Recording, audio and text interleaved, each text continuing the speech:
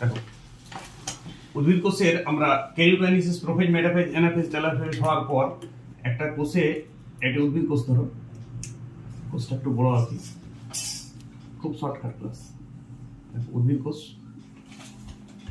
এটা কোষ পর্দা, বাইরে একটা কোষ প্রাচীর।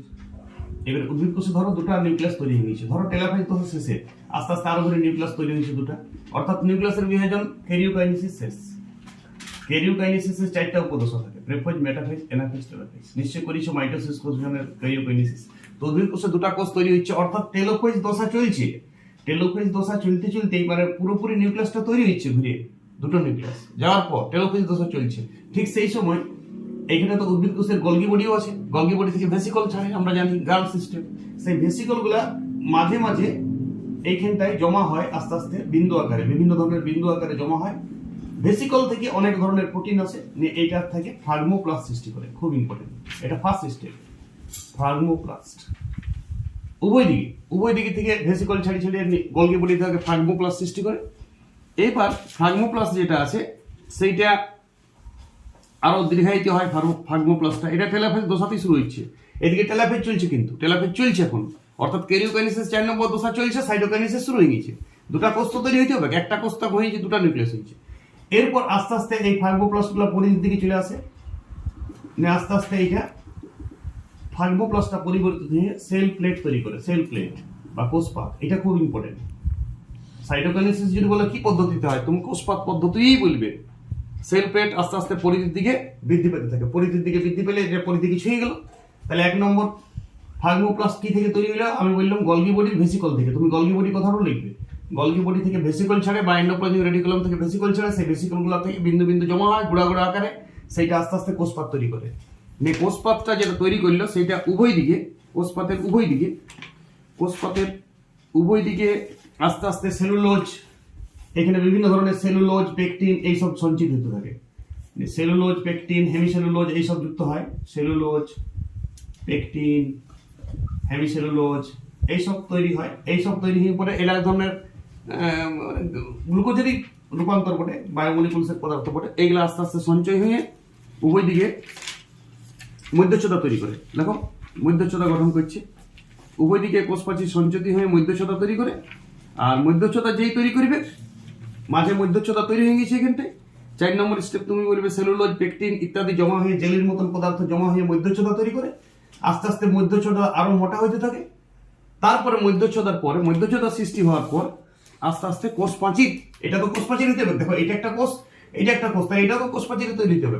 তাহলে প্রথমে কোষপাতের উভয় দিকে সেলুলোজ, পেকটিন জমা হয়ে মধ্যচ্ছদার উপর দিকে আরো কোষ প্রাচীরের উপাদান জমে কোষ প্রাচীরটা কমপ্লিট করে, প্রাথমিক পর্দা সৃষ্টি করে। তারপরে প্রাথমিক প্রাচীর সৃষ্টি করে, প্রাথমিক প্রাচীর। এইভাবেই কোষটা কমপ্লিট হয়ে গেল, কোষ প্রাচীরটা। তাহলে বলে এটা একটা কোষ, এটা একটা কোষ হয়ে গেছে, দুটো আলাদা আলাদা কোষ। এইভাবে সাইটোপ্লাজম বিভাজন হয়। অনেক সময় নিউক্লিয়াস বিভাজনের পর সাইটোকাইনেসিস হয়ই না, তখন বহু নিউক্লিয়াস যুক্ত কোষ হয়। উদ্ভিদ কোষের যদি এরকম বহু নিউক্লিয়াস যুক্ত কোষ থাকে, তখন তাকে আমরা সিনোসাইটিয়াম বলি। কি বলি? সিনোসাইটিয়াম। এনসিটিতে আছে। তার মানে সিনোসাইটিয়াম কি জিনিস? শুনো, ক্যারিওকাইনেসিস হয়েছে মানে দুটো নিউক্লিয়াস হয়ে গেছে, কিন্তু সাইটোপ্লাজমটা বিভাজন হয় না। তার মানে একটি কোষে দুটো নিউক্লিয়াস হয়ে গেল। এরপর এই নিউক্লিয়াসটা আরো বিভাজন হবে, তখন আরো 4টা নিউক্লিয়াস হবে। তাহলে একটি কোষে একাধিক নিউক্লিয়াস এরকম ভাবে দেখা যায়। যদি সাইটোকাইনেসিস না হয়, তখনই এইটা নারিকেলের জলের যে সেলগুলো আছে, সেই সেলগুলোতে এরকম দেখা যায়। নারিকেলের শস্যে এনসিআরটিতে দিয়ে আছে যে এরকম সিনোসাইট কোষ দেখা যায়, সিনোসাইটিয়াম কোষ। দেখো সিনোসাইটিয়াম কোষ, বহু নিউক্লিয়াস যুক্ত উদ্ভিদ কোষকে সিনোসাইটিয়াম বলে।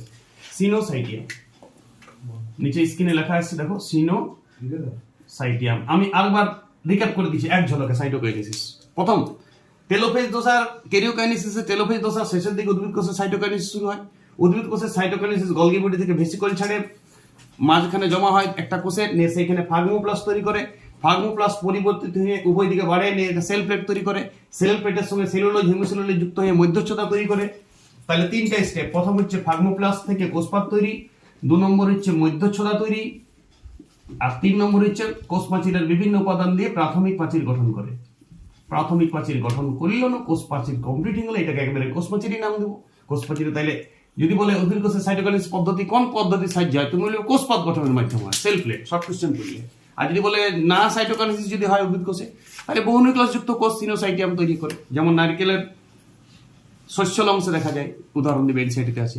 ওকে, প্রাণী কোষে সাইটোকাইনেসিস এটাও যখন প্রাণী কোষের ক্যারিওকাইনেসিস শেষ দশা চলে টেলোফেজ, তখনই শুরু হয়ে যায়। অর্থাৎ দুটো নিউক্লিয়াস ধরো প্রাণী কোষের বাইরে তো কোষ পর্দা থাকে, দুটো নিউক্লিয়াস তৈরি হচ্ছে ধরো টেলোফেজে, তৈরি হইতে হইতে এখানে একটা খাঁজ সৃষ্টি হয়, উভয় দিকে কোষ পর্দাটা খাঁজ হয়, আস্তে আস্তে কোষ পর্দাটা ভিতরের দিকে সিকুড়ে ঢুকে এদিকে, এটাকে বলে ক্লিভেজ।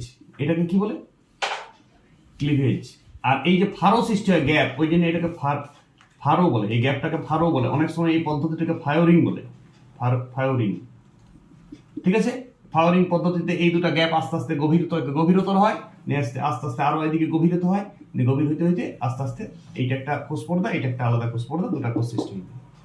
এইভাবে উদ্ভিদ এই প্রাণী কোষের ক্ষেত্রে ক্লিভেজ পদ্ধতিতে হয়। এবার প্রাণী কোষে যদি এইভাবে ক্লিভেজ না হয়, তাহলে দুটো নিউক্লিয়াস হয়ে গেছে, ফির আবার আরো ক্যারিওকাইনেসিস শুরু হয়ে যাবে, দুটো নিউক্লিয়াস থেকে চারটা নিউক্লিয়াস থেকে অনেক নিউক্লিয়াস। তখন এর যদি বহু নিউক্লিয়াস যুক্ত কোষ থাকে, তখন তাকে বলে সিনোসাইট। মনে রাখবে, সিনোসাইট। এই বহু নিউক্লিয়াস যুক্ত প্রাণী কোষকে সিনোসাইট বলা হয়। আর বহু নিউক্লিয়াস যুক্ত উদ্ভিদ কোষকে আমি ওখানে বলেছি উদ্ভিদ সাইটোকাইনেসিস সিনোসাইটিয়াম। কখন বহু নিউক্লিয়াস যুক্ত প্রাণী কোষ তৈরি হয়? বলবে যখন প্রাণী কোষের ক্যারিওকাইনেসিস শেষ হয় কিন্তু সাইটোকাইনেসিস হয় না, তখন প্রাণী কোষের ক্ষেত্রে একটা কোষে অনেক নিউক্লিয়াস তৈরি হয়ে যায়। যেহেতু নিউক্লিয়াস ভাগ হচ্ছে কিন্তু সাইটোপ্লাজম ভাগ হচ্ছে না, তাহলে একটি কোষে অনেক নিউক্লিয়াস, তাহলে তাকে তখন বলে সিনোসাইট কোষ। এই প্রাণী কোষের সাইটোকাইনেসিস শুধুমাত্র ক্লিভেজ এবং ফায়ারিং পদ্ধতি হয়, এটা একদম সোজা পদ্ধতি, ছবিটা কিন্তু দেবে পরীক্ষায়। ওকে।